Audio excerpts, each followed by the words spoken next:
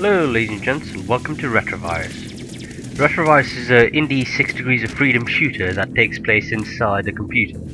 You play the role of antivirus agent, and as you may have guessed, your role is to wipe out the virus that's rampaging through your system. I'd like to apologise because I've quite a bad cold right now, and secondly I've turned the graphics settings way down so the game doesn't look its best in this video, and I'll get to why I did that in a minute.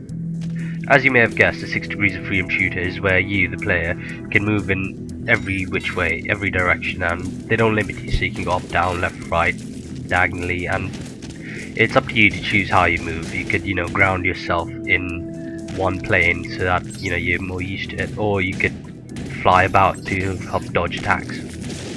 Now, my main issue with this type of genre, 6 degrees of freedom shooters, is that it's incredibly disorientating, and what they tend to do is they tend to shove you into a tight space, small corridor, small rooms, and the 360 degree aspect of that does not help at all.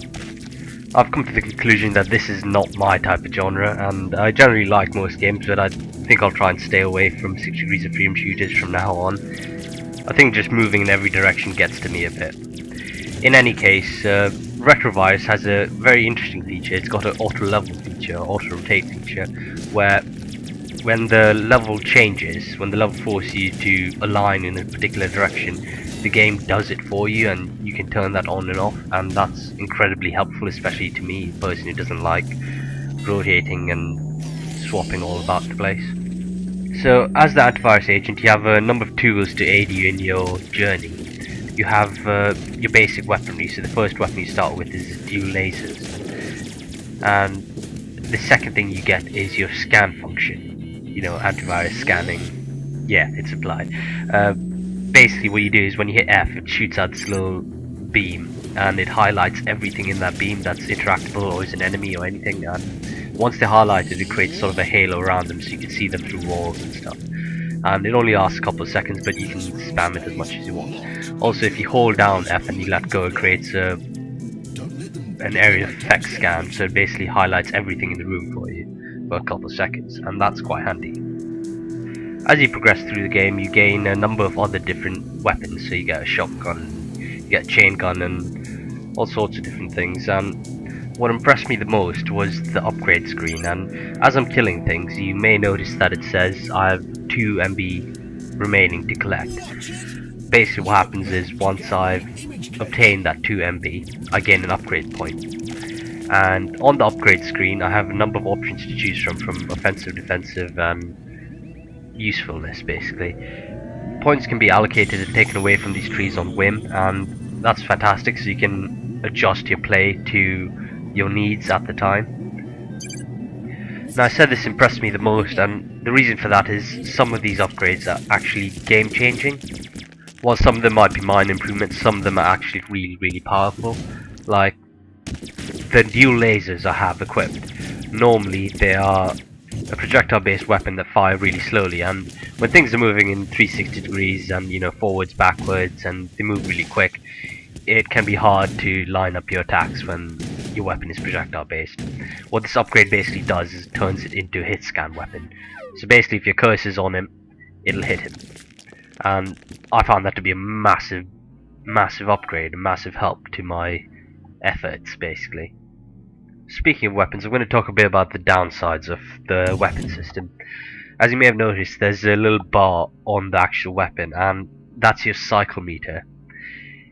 It's basically your ammo bar or energy bar, and what's key here is the fact that it's constant throughout all your weapons. It's the same cycle meter. So if you waste all your energy firing your dual lasers and then swap to shotguns because you don't want to wait for it to reload, your shotgun will be out of ammo as well. And this to me makes no sense whatsoever. I don't see why they're linked at all. And basically if you fire too much into an enemy that takes a lot of hits, you just have to run and hide, because dodging is not really an option when you're not that quick. Sound wise, I think the game sounds fairly impressive. The voice acting especially is quite impressive. It's done really well. You basically encounter multiple AIs through your journey throughout the system. You know, like the email client here has got his own AI, and you basically encounter loads of different ones, and they all have their own personality and such, and they're all voiced really, really well. The guns could do with a little more oomph, however.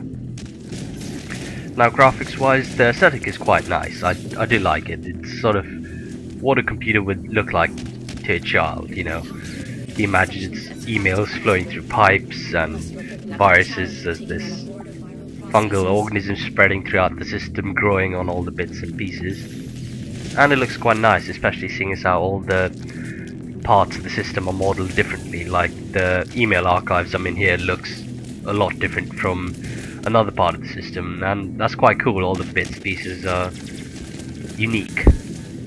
However, the game does not run well for me. I don't know if it's just me or multiple other people will have problems with this, but I don't have the best computer in the world. You know, it's moderate. It's not the best thing out there, but it runs most games fine. I mean, Battlefield, Dishonored, to name a couple, you know, fairly recent games that run perfectly fine, and both of them running on medium, and you know, I have no problems with them. But this game, I have to turn down the settings a fair bit to get a smooth frame rate, and even more running fraps. But you know, that's running fraps. Everything lags a bit when running fraps.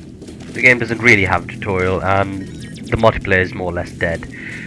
However, the game's still a bit on the expensive side. It's about $20. However, you do get a decent amount of playtime for it. It's about 8+ hours if I remember correctly. And if you do enjoy this type of game, I reckon it'd be worth picking up. Anyway guys, see you around next time. Don't forget to enter the giveaway below.